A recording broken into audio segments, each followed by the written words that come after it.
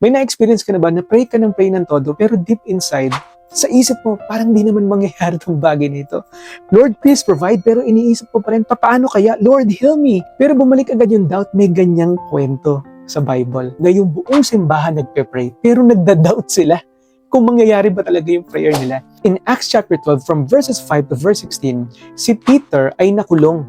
At nung siya ay nakakulong, nagpe-pray yung buong church na siya ay makalaya mula dun sa kulungan. At habang nagpe-pray sila, merong isang anghel na nagpalaya mula kay Peter sa kulungan. At si Peter ay dali-daling pumunta sa bahay ng mga believers na yon na nagpe-pray para sa kanya. Kumatok siya. Pero nung kumatok siya, walang nagbubukas ng pinto.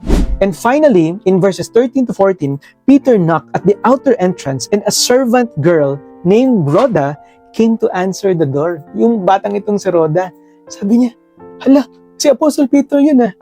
Tapos sa sobrang excited niya, imbis na buksan niya agad yung pinto. Siguro kasi natatakot sila, baka sulugurin sila ng mga sundalo, tapos patayin sila during that time.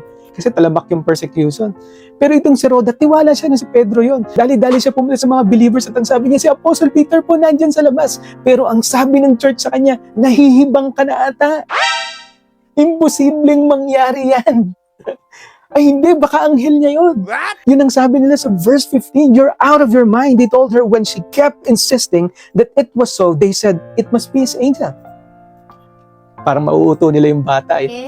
Nagpe-pray sila for a miracle, but they were not ready for the answer.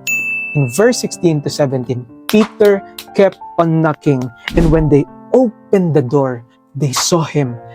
They were astonished. God was already sending the angel. Pinalaya na si Pedro mula sa kulungan habang nagpe-pray pa lang sila.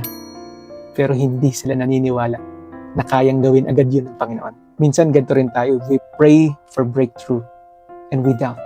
We pray for open doors at nag-a-assume tayo na baka wala naman. When you pray, expect God to move.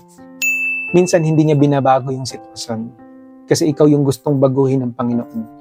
Pero kahit di niya ipagkaloob yung hinihiling mo, hindi ibig sabihin wala siyang ginagawa. When you ask, believe, have faith in God. When you knock, be ready to open and enter into that door. Maybe God is answering at yung sagot sa panalangin mo ay kumakatok na, nandyan na, pero hindi ka naniniwala sa Kanya. Manampalataya ka ng tulad sa isang bata at makikita mo na ang mga bagay na imposible sa tao ay posible lahat sa Diyos. God bless po sa inyong lahat. Subscribe for more stories.